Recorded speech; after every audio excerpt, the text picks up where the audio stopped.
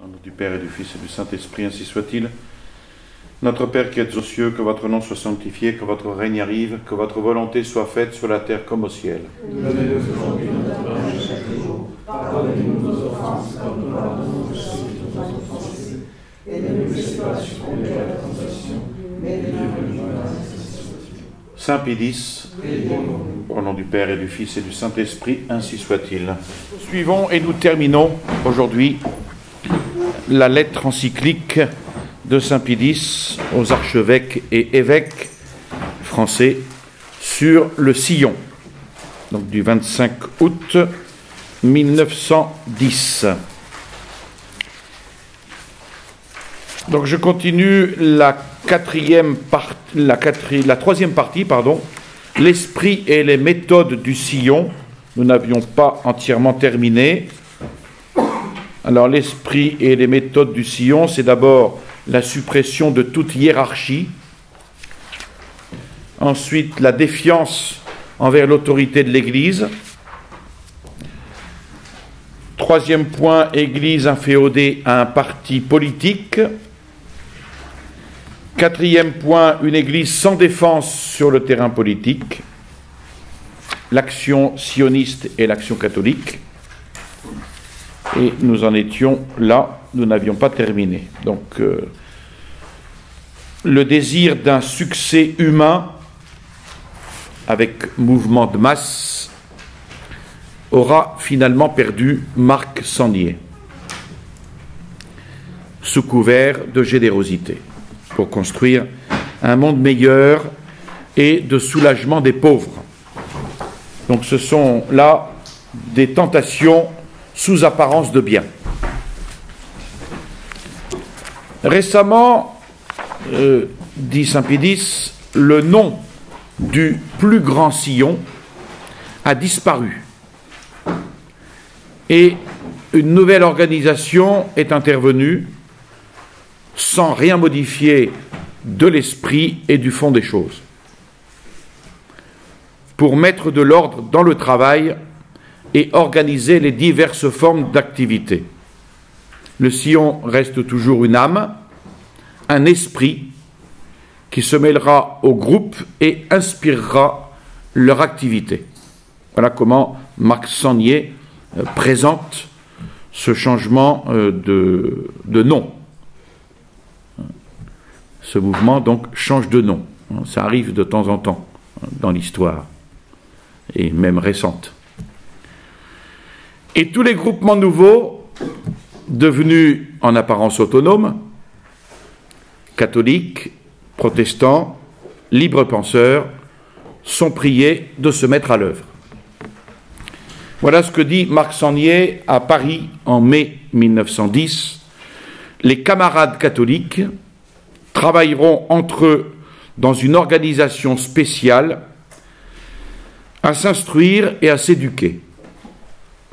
Les démocrates protestants et libres penseurs en feront autant de leur côté.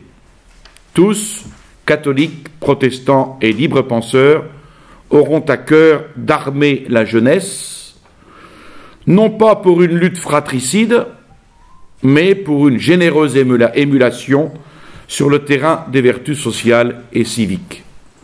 Vous voyez, là on est en plein œcuménisme.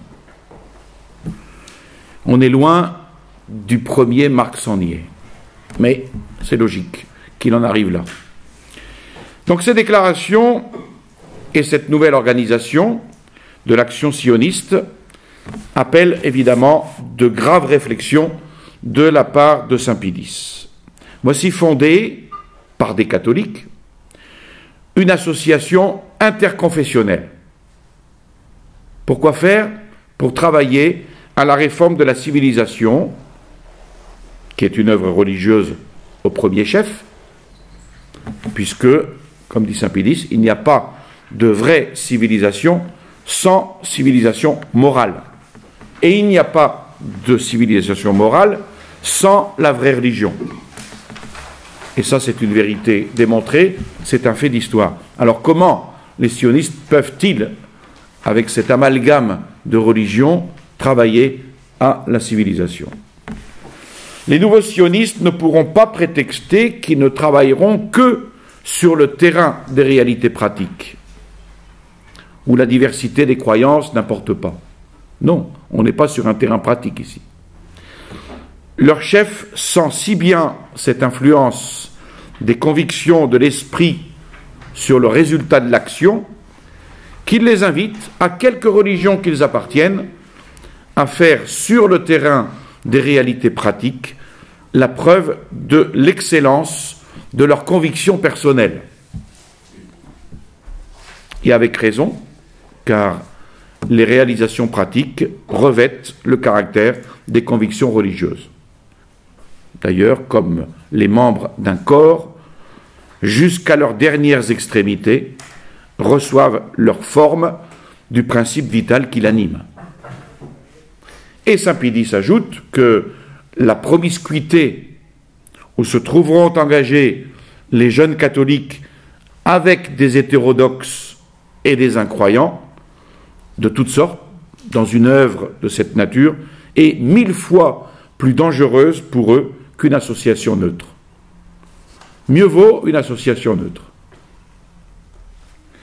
Que faut-il penser de cet appel à tous les hétérodoxes, à tous les incroyants, à prouver de leur conviction sur le terrain social dans une espèce de concours apologétique, comme si ce concours ne durait pas depuis 19 siècles, dans des conditions moins dangereuses pour la foi des fidèles et tout en l'honneur de l'Église catholique. Que faut-il penser, dit saint Pédis, de ce respect de toutes les erreurs et de l'invitation étrange faite par un catholique à tous les dissidents de fortifier leurs convictions par l'étude et d'en faire des sources toujours plus abondantes de forces nouvelles? Que faut-il penser d'une association où toutes les religions, et même la libre pensée, peuvent se manifester hautement à leur aise? Car les sionistes, dans les conférences publiques et ailleurs, proclament fièrement leur foi individuelle. Ils n'entendent certainement pas fermer la bouche aux autres et empêcher le protestant d'affirmer son protestantisme et le sceptique son scepticisme. Ce mélange de doctrines dans de mêmes associations est le signe caractéristique de l'esprit maçonnique. Que penser enfin d'un catholicisme qui, en entrant dans son cercle d'études, laisse son catholicisme à la porte pour ne pas effrayer les camarades qui, rêvant d'une action sociale désintéressée, répugnent de la faire servir au triomphe d'intérêts, de coteries ou même de convictions, quelles qu'elles soient. Telle est la profession de foi du nouveau comité démocratique d'action sociale qui a hérité de la plus grande tâche de l'ancienne organisation et qui, dit-il, en brisant l'équivoque entretenu autour du plus grand sillon, tant dans les milieux réactionnaires que dans les milieux anticléricaux, est ouvert à tous les hommes, respectueux des forces morales et religieuses et convaincu qu'aucune émancipation sociale véritable n'est possible sans le ferment d'un généreux idéalisme. Et saint Pédis poursuit, oui, hélas, l'équivoque est brisé.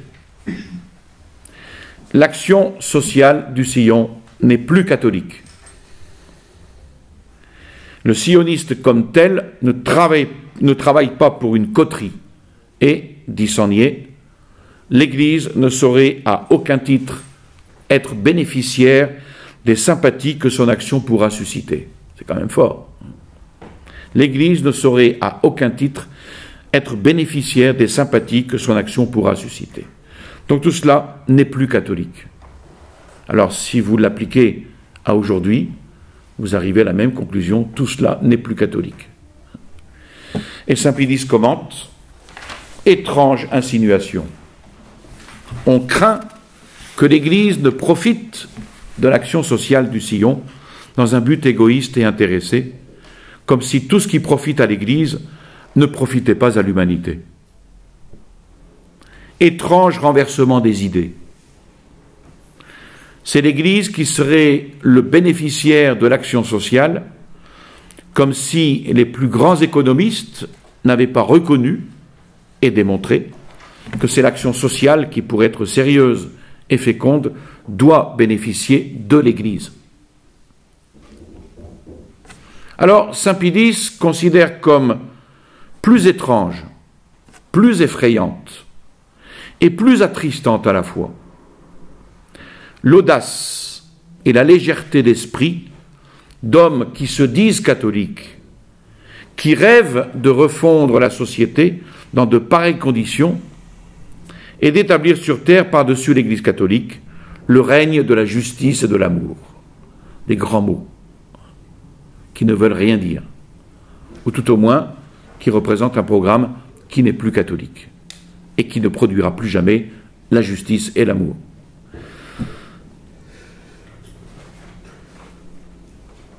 Alors, il rêve d'établir sur terre ce règne de la justice et de l'amour, avec des ouvriers venus de toutes parts, de toute religion, ou sans religion, ou avec ou sans croyance, pourvu qu'ils oublient ce qui les divise.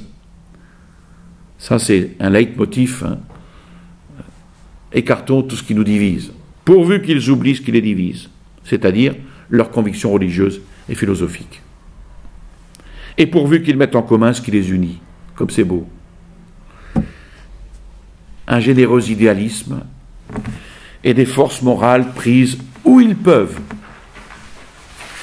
Quand on songe à tout ce qu'il a fallu de force, de science, de vertu surnaturelle pour établir la cité chrétienne, les souffrances de millions de martyrs, les lumières des pères et des docteurs de l'Église, le dévouement de tous les héros de la charité, une puissante hiérarchie née du ciel, des fleuves de grâce divine et le tout édifié, relié, compénétré par la vie de Jésus-Christ, la sagesse de Dieu, le Verbe fait homme. Quand on songe à tout cela, on est ébahi, effrayé de voir ces nouveaux apôtres s'acharner à faire mieux avec la mise en commun d'un vague idéalisme et de vertu civique. Alors on se demande qu'est-ce qu'ils vont produire? Qu'est-ce qui va sortir de cette collaboration? Une construction purement verbale et chimérique. 100 ans après, on l'a vu. Une construction purement verbale et chimérique, où l'on verra miroiter pêle-mêle et dans une confusion séduisante les mots de liberté, de justice, de fraternité, d'amour, d'égalité, d'exaltation humaine, mots que l'on retrouve tout aussi bien au Grand Orient de France. Et le tout basé, évidemment, sur une dignité humaine mal comprise. Alors, ce sera une agitation tumultueuse, sociale, stérile, une agitation tumultueuse et stérile pour le but proposé, et qui, évidemment, profitera toujours aux remueurs de masse moins utopistes. Alors, on peut dire vraiment que le sillon convoie le socialisme, l'œil fixé sur une chimère.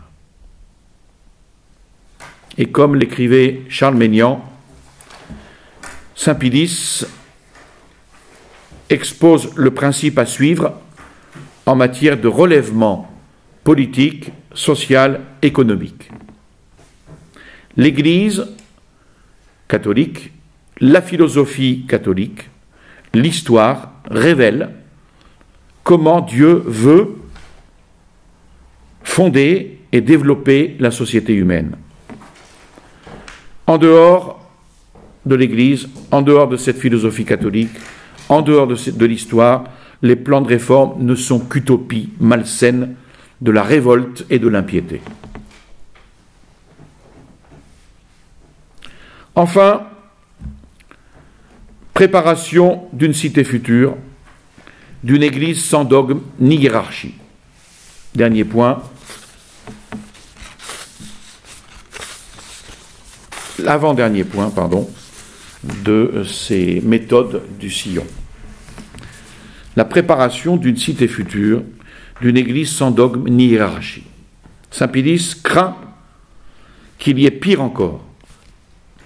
Le résultat de cette promiscuité en travail, le bénéficiaire de cette action sociale cosmopolite ne peut être qu'une démocratie qui de toute façon ne sera ni catholique, ni protestante, ni juive, une religion, car les chefs sionistes l'ont dit, le sionisme est une religion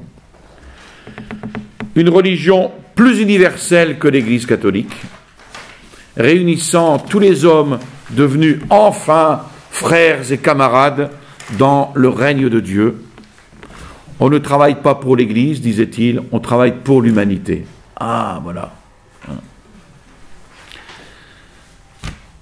On ira tous au paradis. On est tous frères. Donnons-nous la main. Alors Saint Pédis se demande avec tristesse, et il utilise ce mot, tristesse. Il demande ce qu'est devenu le catholicisme du sillon.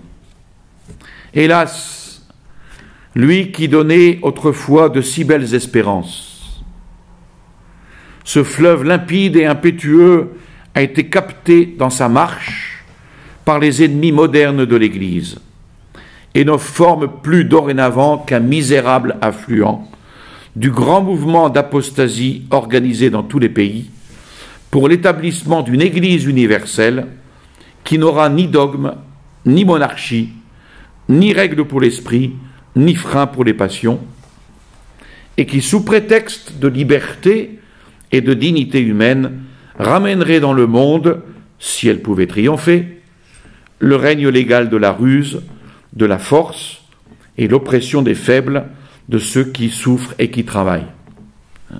Cette Église universelle, c'est intéressant, il parle de l'établissement d'une Église universelle, c'est celle qu'on retrouve dans cette tentative du mondialisme, le noachisme, cette Église universelle. C'est 1910, cela. Alors, nous ne connaissons que trop, ajoute Saint Pédis, les sombres officines. On devine de qui il veut parler. Les sombres officines, c'est évidemment la maçonnerie, la franc-maçonnerie. Nous ne connaissons que trop les sombres officines où s'élaborent ces doctrines délétères, qui ne devraient pas séduire des esprits clairvoyants. Et les chefs du sillon n'ont pu s'en défendre. L'exaltation de leurs sentiments, l'aveugle bonté de leur cœur, leur mysticisme philosophique, mêlé d'une part d'illuminisme, les ont entraînés vers un nouvel évangile, dans lequel ils ont cru voir l'évangile du Sauveur, au point qu'ils osent traiter notre Seigneur avec une familiarité souverainement irrespectueuse, et que leur idéal étant apparenté à celui de la Révolution, des rapprochements blasphématoires qui n'ont pas l'excuse d'avoir échappé à quelque improvisation tumultueuse. Voyez, c'est intéressant. Les chefs du sillon n'ont pu se défendre de l'exaltation de leurs sentiments, de l'aveugle bonté de leur cœur et de leur mysticisme philosophique mêlé d'une part d'illuminisme. On retrouve tout cela dans le modernisme, où il n'y a plus que le cœur qui compte. Et on retrouve cela aujourd'hui dans les documents du pape François, notamment dans Amoris Laetitia, où on met à bas toute la morale catholique au nom de la bonté du cœur, au nom de l'exaltation des sentiments, au nom d'une espèce d'illuminisme. C'est la même chose. Enfin, dernier point, l'Évangile et Jésus-Christ défiguré. Saint Pédis veut attirer l'attention sur la déformation de l'Évangile, la déformation du caractère sacré de Jésus-Christ, Dieu et homme. Déformation pratiquée dans le sillon. Dès qu'on aborde la question sociale, il est de mode, dans certains milieux, d'écarter d'abord la divinité de notre Seigneur Jésus-Christ. Ça divise. Puis de ne parler que de sa souveraine mansuétude, la miséricorde de Dieu. Parlons pas de justice, surtout, mais la miséricorde, la bonté de Dieu. Puis de ne parler que de sa compassion pour toutes les misères humaines, de ses pressantes exhortations à l'amour du prochain et à la fraternité. Alors oui, Jésus nous a aimés d'un amour immense, un amour infini, mais qui n'était pas gélatineux comme celui-là. Il est venu sur terre souffrir et mourir pour que, réunis autour de lui, dans la justice et dans l'amour, animés des mêmes sentiments de charité mutuelle, tous les hommes vivent dans la paix et le bonheur. Mais attention à la réalisation de ce bonheur, temporel et éternel, il ne faut pas l'oublier aussi, celui-là, le bonheur éternel. Il a mis, avec une souveraine autorité, la condition. Quelle condition? D'abord que l'on fasse partie du troupeau, que l'on fasse partie de l'Église catholique, que l'on accepte sa doctrine, que l'on pratique la vertu, et qu'on se laisse enseigner et guider par Pierre et ses successeurs. Puis, si Jésus a été bon, et de fait il a été pour les égarés et pour les pécheurs, il n'a pas respecté leurs convictions erronées. Parce qu'aujourd'hui, vous entendez toujours cela, le respect des autres. Attention, faisons la distinction entre le respect de la personne et le respect de l'erreur. L'erreur n'est pas respectable, elle est haïssable, l'erreur. Elle est haïssable. Et saint Pilice le dit, si Jésus a été bon pour les égarés et les pécheurs, il n'a pas respecté leurs convictions erronées. Quelque sincères qu'elles parussent, oui mais il est sincère, peu importe, il se trompe. Avec sincérité peut-être, mais il se trompe. Donc il n'a pas respecté leurs convictions erronées, quelque sincères qu'elles parussent. Il les a tous aimés, pourquoi? Pour les instruire, pour les convertir et pour les sauver. Voilà, oui, l'amour, le véritable amour. S'il a appelé à lui pour les soulager, ceux qui peinent, ceux qui souffrent, ce n'a pas été pour leur prêcher la jalousie d'une égalité chimérique. S'il a relevé les humbles, ça n'a pas été pour leur inspirer le sentiment d'une dignité indépendante et rebelle à l'obéissance. Si son cœur débordait de mansuétude pour les âmes de bonne volonté, il a su également s'armer d'une sainte indignation contre les profanateurs de la maison de Dieu, contre les misérables qui scandalisent les petits, contre les autorités qui accablent le peuple sous le poids de leur lourd fardeau sans y mettre le doigt pour les soulever. Il a été donc aussi fort que doux. Il a grondé, il a menacé, il a châtié, sachant et nous enseignant que souvent la crainte est le commencement de la sagesse, et qu'il convient parfois de couper un membre pour sauver le corps. Enfin, il n'a pas annoncé pour la société future le règne d'une félicité idéale. Une félicité idéale d'où la souffrance serait bannie. Mais par ses leçons et par ses exemples, il a tracé le chemin. Quel chemin? Le chemin du bonheur possible et du bonheur parfait au ciel. Et ce chemin, quel est-il? C'est la voie royale de la croix.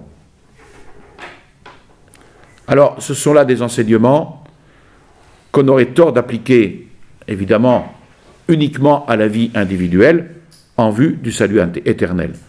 Il faut quitter cette tendance individualiste à croire que je fais mon salut et ça suffit. Non. Faisant mon salut, je participe au salut de la société. Donc ce sont des enseignements éminemment sociaux. Et ils nous montrent en notre Seigneur autre chose, bien autre chose, qu'un humanitarisme sans consistance et sans autorité. Donc il y a déformation de l'Évangile dans le sillon, par le changement de perspective, par le changement de finalité. On applique les enseignements du Christ au temps présent, alors qu'ils sont essentiellement finalisés par l'éternité et par le salut des âmes. Saint-Pédis aborde dans une 4e partie, plus dirigée vers les prêtres, mais qui est intéressante, c'est la qualité des prêtres aumôniers des œuvres catholiques. Donc Saint-Pédis ici analyse quelles doivent être les qualités des prêtres aumôniers dans les œuvres catholiques. Donc en dehors de l'invitation, de l'imitation de la douceur et de la force du Christ, du Sauveur, Saint-Pédis précise que dans le conflit des intérêts, et surtout dans la lutte avec des forces malhonnêtes, la vertu d'un homme, sa sainteté même, ne suffit pas à lui assurer le pain quotidien. Et que les rouages sociaux devraient être organisés de telle façon que, par leur jeu naturel, ils paralysent les efforts des méchants. Et ils rendent abordable à toute bonne volonté sa part légitime de félicité temporelle. C'est pour ça que Saint-Pédis demande à ses prêtres aumôniers, et il le demande vivement, de prendre une part active à l'organisation de la société dans ce but. Et à cette fin, pendant que ces prêtres se livreront avec ardeur au travail de la sanctification des âmes, de la défense de l'Église et aux œuvres de charité proprement dites, il demande aux évêques de choisir quelques-uns de ces prêtres actifs, d'esprit pondéré, munis de grades de docteurs en philosophie et en théologie. Et ça c'est important, c'est pour que ce ne soient pas des prêtres qui se laissent aller uniquement par leurs sentiments, justement, mais des prêtres qui ont une doctrine. Munis de grades de docteurs en philosophie et en théologie, possédant parfaitement l'histoire de la civilisation antique et moderne, donc les exigences sont grandes, et une fois choisis, de les appliquer aux études moins élevées et plus pratiques de la science sociale, pour les mettre en temps opportun à la tête de leurs œuvres d'action catholique. Alors qu'aujourd'hui, on fait le contraire, on cherche des sociologues, les prêtres sont devenus des sociologues, ils n'ont plus aucune philosophie, plus aucune théologie, mais ils sont des sociologues.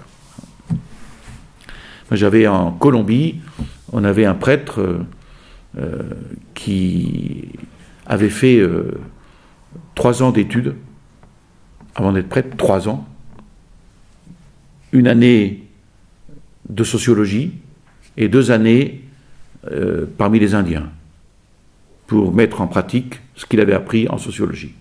Voilà, c'est tout. Heureusement, il s'est sauvé chez nous, quand même. Saint-Pédis demande ensuite de bien veiller à ce que ces prêtres ne se laissent pas égarer dans le dédale des opinions contemporaines par le mirage d'une fausse démocratie. Il demande aussi qu'ils n'empruntent pas à la rhétorique des pires ennemis de l'Église et du peuple un langage emphatique, plein de promesses aussi sonores qu'irréalisables. Il connaît la nature humaine, Saint-Pédis, et il sait qu'il y a un danger, et il signale tous ces dangers-là. C'est la nature humaine. On se laisse avoir par des paroles, des promesses aussi sonores qu'irréalisables.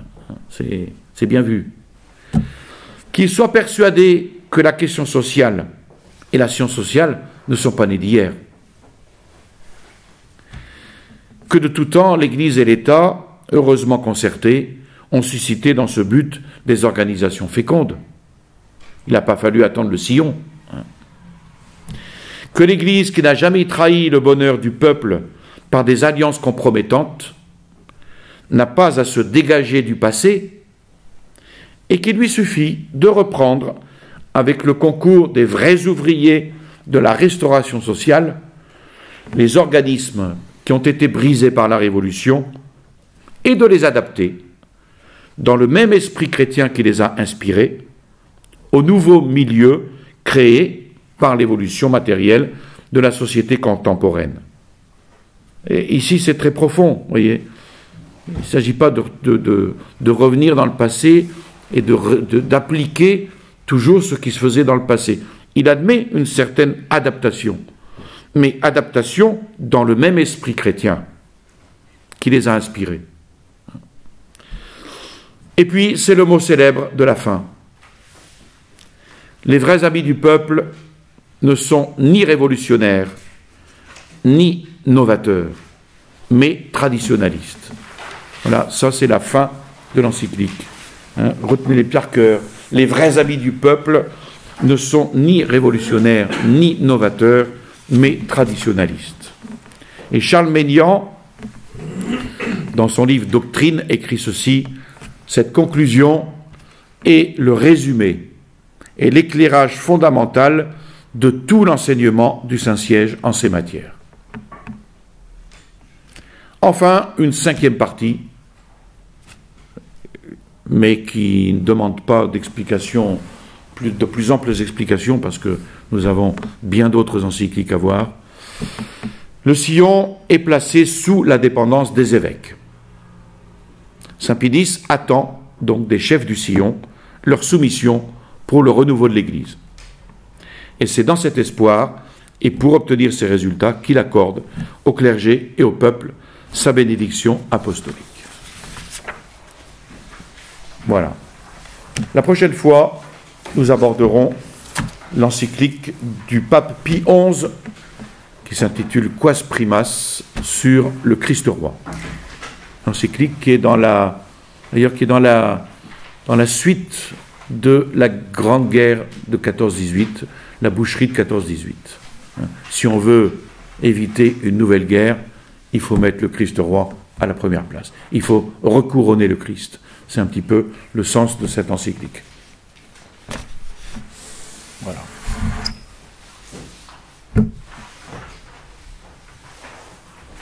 Y a-t-il des questions? Je ne pensais pas être si court, mais il y a 32 minutes pareil, non? On peut en dire un peu plus sur Charles Maignan. Charles Maignan, c'est un des promoteurs de l'ordre social chrétien. C'est tout dans la ligne de la Tour du Pin, etc. C'est toute cette époque de l'ordre social chrétien. Par exemple, dans cette restauration de l'ordre social chrétien, on a une congrégation, par exemple, qui est peu connue, qui a été fondée par Jean-Léon Le Prévost, les Pères de Saint-Vincent de Paul. Les Pères de Saint-Vincent de Paul se sont consacrés à l'ordre social chrétien dans le milieu ouvrier. Les libres penseurs, ce sont des filiaux francs-maçons? Oui, bien sûr. Oui. La libre pensée, c'est l'essence de la franc-maçonnerie. Parce qu'autrefois... Quand on parle de libre pensée, évidemment, on parle de liberté de conscience, liberté d'expression, c'est libre pensée, liberté de culte. Au XIXe siècle, la franc-maçonnerie recrutait essentiellement chez les élites et les gens riches. Oui. Les petits bourgeois étaient de libres penseurs. Oui. Oui, c'est cette liberté de conscience, cette liberté d'expression, liberté de culte, c'est toutes les libertés modernes. Ce qu'on appelle la libre pensée, c'est cela. Céline Laiby et Pierre d'Ortiguier sont des libres penseurs. Ah oui, oui.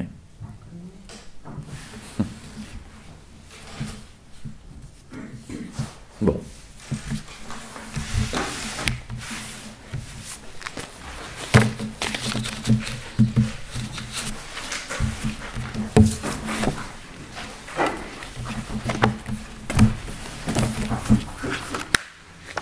Mardi prochain, donc, oui, mais il y aura cours.